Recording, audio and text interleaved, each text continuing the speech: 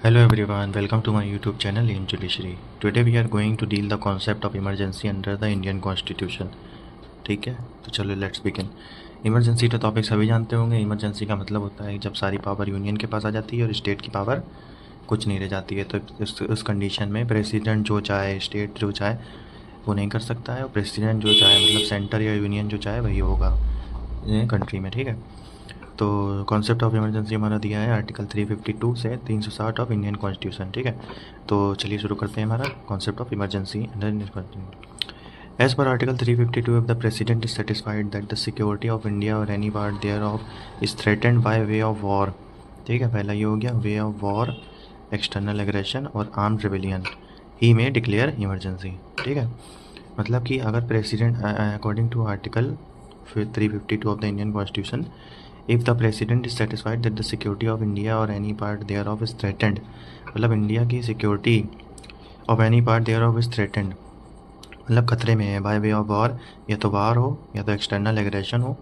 External aggression मतलब बाहरी कोई दबाव हो, या कुछ कह सकते हैं आर्म रेबेलियन, मतलब कि आर्म रेबेलियन आर्म्ड हमला हो, ही में डिक्लेयर इमरजेंसी, वो इमरजेंसी लगा सकता है। ठीक है, एज पर article 352 of Indian constitution, he may make such declaration or the occurrence of external aggression arm rebellion. इसका मतलब ये है कि वो मतलब वो चीज़ होने से पहले, जैसे war, external aggression, arm rebellion होने से पहले भी वो इमरजेंसी दे सकता है। मतलब एवन बिफोर द अकरेंस भी ये उसके प्रेसिडेंट के पास पावर होती है कि वो इमरजेंसी लगा सकता है कंट्री में। ठीक है, अब उसके बाद है the cabinet communicates the decision to impose emergency in writing to the president. मतलब कैबिनेट कम्युनिकेट करता है कि हमारे देश में ज़रूरत है इमरजेंसी लगाने की, तो वो इन राइटिंग में प्रेसिडेंट को कम्युनिकेट करता है कि आप इमरजेंसी लगाइए और इमरजेंसी की हमारे देश में ज़रूरत है। The declaration by the president is valid for 1 month only. जो प्रेसिडेंट डिक्लेरेशन देगा वो 1 मंथ वाली है, लेकिन उसको to extend it further it must be pass by both the houses of the parliament, and once passed the emergency is extended for 6 month, it can be done multiple time. ठीक है, मतलब president जब पहली बार emergency लगाएगा तो सिर्फ 1 month के लिए लगाएगा, पर अगर उसको और बढ़ाना है 1 महीने से ज़्यादा तो वो दोनों हाउस से पास करना होगा इमरजेंसी का वो, और वो 6 महीने तक और बढ़ा सकता है। 6 महीने मल्टीपल टाइम्स हो सकता है, बट ये 2 साल 3 साल से ज़्यादा ये पीरियड नहीं होना चाहिए। मतलब 6 मंथ कर करके 6 मंथ एक बार में बढ़ेगा, लेकिन 2 साल से ज़्यादा ये 6 मंथ नहीं बढ़ सकता। मतलब 2 साल से ज़्यादा इमरजेंसी नहीं लग सकती है। ठीक है, to pass the resolution 50% + 1 is required, मतलब 50% वोट्स, 50% + 1 वोट्स इज़ रिक्वायर्ड, और total membership plus 2/3 of member present and voting. जो मेंबर प्रेजेंट हैं और जिनके पास वोटिंग राइट्स हैं, दोनों 2/3 of member present and voting, और 50% + 1 ये चाहिए होगा आपको दोनों हाउस से इमरजेंसी का रेजोल्यूशन पास कराने के लिए। ठीक है, फिर हम इसका और आगे कॉन्सेप्ट पे चलते हैं। The president may revoke the emergency at any point of time. The 110 members of the Lok Sabha may also move motion for the removal of emergency. ठीक है, 110 members of the Lok Sabha motion चला सकते हैं रिमूवल ऑफ इमरजेंसी के लिए, और president कभी भी अपनी मर्जी से इमरजेंसी को हटा सकता है। ठीक है, अब हम चलते हैं आर्टिकल 352। हमारा ये हो गया कि एक्सटर्नल एग्रेशन, आर्म रेबेलियन या वार की सिचुएशन होगी तो प्रेसिडेंट हमारा इमरजेंसी लगा सकता है। अब आता है हमारा एज पर article 353 during emergency the executive power of the union include the power to give direction to states. The union can also legislate on state list during emergency. मतलब वही हो गया कि हमारे कॉन्स्टिट्यूशन में 3 लिस्ट दी है ना, state list, central list, concurrent list. मतलब union list, state list, concurrent list. Union पे यूनियनशिप लॉज बनाएगा स्टेट। तो इमरजेंसी के दौरान आर्टिकल 350 में ये दिया गया है कि इमरजेंसी के दौरान स्टेट पे भी यूनियन का ही वो चलेगा। मतलब the union can also legislate on state list during emergency. जो स्टेट लिस्ट भी चीज़ें होंगी उस पर भी हमारा यूनियन ही वर्क करेगा इमरजेंसी के दौरान। ठीक है, फिर आता है हमारा article 354। The union can even after the sources of revenue distributed between the even alter the union can even alter the sources of revenue distributed between the union and states. ठीक है, आर्टिकल 352 हमारा ये बताता है कि जो sources होते हैं हमारे रेवेन्यू के, जो कि डिस्ट्रीब्यूट होता है यूनियन एंड स्टेट्स के, वो भी अल्टर कर सकता है प्रेसिडेंट। मतलब यूनियन, कैबिनेट, प्रेसिडेंट मतलब अल्टर कर सकता है कि मतलब अपने मन से उसको इधर हेरा फेरी उसमें कर सकता है एज़ पर देयर डिस्क्रिशन, जैसा वो चाहे। फिर आर्टिकल 358 बताता है हमारा if the emergency is declared on the grounds of war और external aggression, article 19 is automatically suspended. वही freedom of speech and expression. तो अगर हमारी इमरजेंसी लगती है आपकी ग्राउंड्स वॉर या एक्सटर्नल एग्रेशन की, तो आर्टिकल 19 जो है वो हमारा ऑटोमेटिकली सस्पेंड हो जाएगा। ठीक है, फिर आता है हमारा article 355। 359 the president can suspend the enforcement of any fundamental right expect 20 and 21।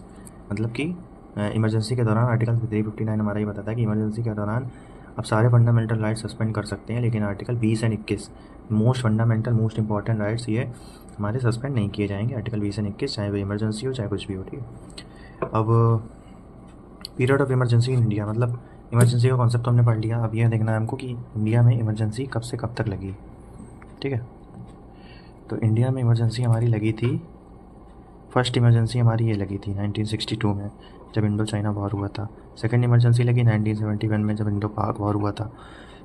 Third emergency लगी जो इंटरनल डिस्टर्बेंसेस की वजह से, ये मेन इमरजेंसी कही जाती है, मतलब सबसे बड़ी इमरजेंसी कही जाती है।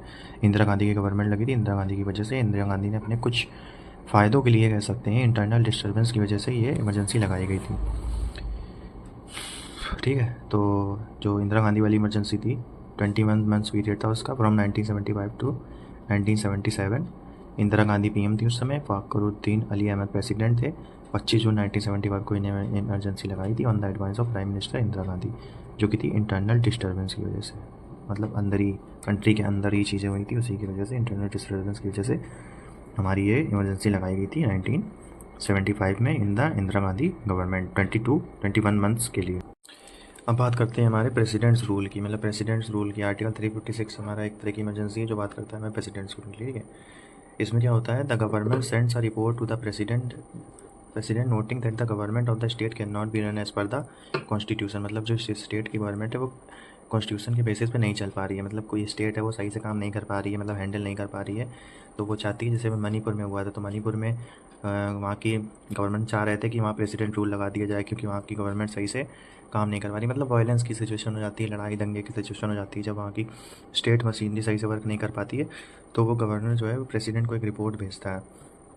The government of the state cannot be run as per the constitution. On the basis of this report, the president imposes president's rule, which is valid for 2 months, and affirmed by both the houses of the parliament by majority of 50% plus 1 of the total membership plus 2/3 of present and voting. It is extended for 6 months each time. वही है 6 पहले 2 महीने के लिए लगाता है, फिर 6 month each time extend कर सकता है, ठीक है। मतलब स्टेट को एक तरीके से वो करने के लिए, जब स्टेट अपना काम सही से नहीं कर पाता है तो गवर्नर प्रेसिडेंट को नोट करके बताता है कि प्रेसिडेंट साहब आप कुछ करिए हमारी स्टेट के लिए, यहाँ पे कॉन्स्टिट्यूशनरी मशीनरी का फेलियर हो रहा है और स्टेट का जो वो वर्किंग है वो सही तरीके से नहीं हो पा रही है, ठीक है। फिर है president rule can be extended beyond 1 year only if emergency is imposed in the country and the election commission of India certifies that election in the state can not be conducted but maximum period is 3 years in any situation, ठीक है। मतलब president जो rule है वो 2 साल 1 साल तक maximum impose हो सकता है, मतलब बढ़ाया जा सकता है, जबकि अगर इलेक्शन कमीशन ये कह दे कि उस स्टेट के ऐसे हालात नहीं है कि वहाँ पे जल्द से इलेक्शन कराया जा सके, तब भी मैक्सिमम से मैक्सिमम कंडीशन में 3 years ही प्रेसिडेंट रूल लग सकता है किसी भी स्टेट में, ठीक है। 357 आर्टिकल हमारा बताता है consequences of president rule. President rule के कॉन्सिक्वेंसेज क्या होते हैं, ठीक है। 7 the executive power of the state is shifted to the president and the legislative power of the state is shifted to the parliament, ठीक है। एग्जीक्यूटिव पावर होती है प्रेसिडेंट के पास चली जाती है प्रेसिडेंट रूल लगने से, and the legislative power of the state is shifted to the parliament. State की पावर पार्लियामेंट के पास चली जाती है, एग्जीक्यूटिव पावर जो होती है वो प्रेसिडेंट के पास चली जाती है, ठीक है। अब ये हमारा आर्टिकल 360 बचा है, तीसरी तरह की इमरजेंसी, जो कि बात करता है हमारा फाइनेंशियल इमरजेंसी की, ठीक है। एज पर article 360 if the president is of the opinion that the financial stability or credit of India is threatened, he may impose financial emergency which will be valid for initial 2 months and must be approved by both the houses of parliament।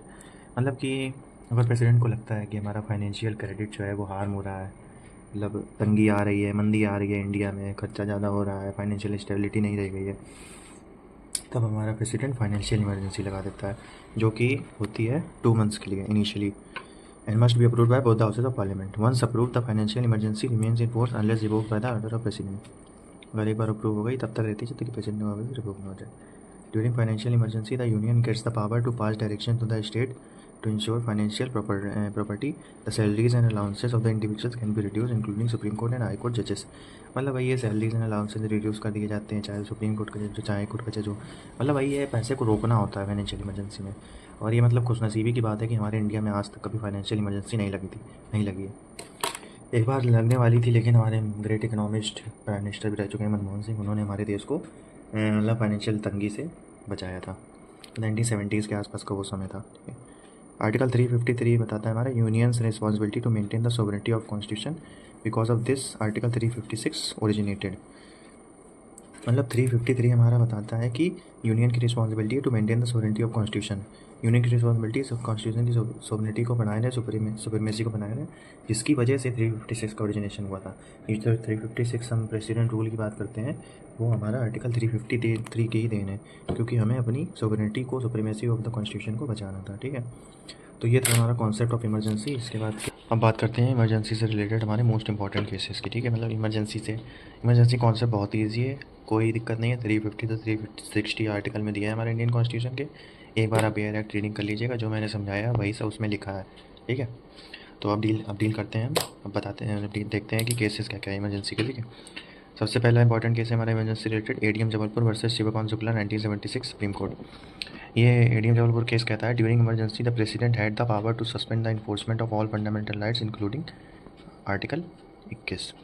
ADM Jabalpur वाले case में कहा गया था कि emergency के दौरान president के पास सारे पावर होते हैं कि इन्फोर्समेंट ऑफ फंडामेंटल राइट्स वो सस्पेंड कर सके इंक्लूडिंग आर्टिकल। ठीक है, फिर आता है हमारा Minerva Mills versus union of India 1980 supreme court. The supreme court has the power to review the proclamation of emergency to ensure the ground provided for the imposition of such emergency really exist. मतलब 352 और 356 से related है, मतलब कि supreme court जो है वो एक इससे गार्जियन होता है ना कॉन्स्टिट्यूशन का। तो अगर इमरजेंसी कहीं लगी है तो वो सही ग्राउंड्स पे लगी है क्या, वो सही तरीके से एग्जीक्यूट हो रही है, तो सुप्रीम कोर्ट के पास पावर होती है कि वो एक मतलब नज़र रख सके, उसको ग्राउंड को एग्जामिन कर सके।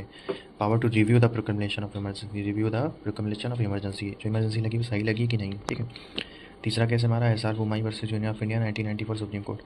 The supreme court has the power of judicial review over article 356। There must be sufficient material on record to justify the imposition of precedent rule and resolution of the state legislature must not happen together.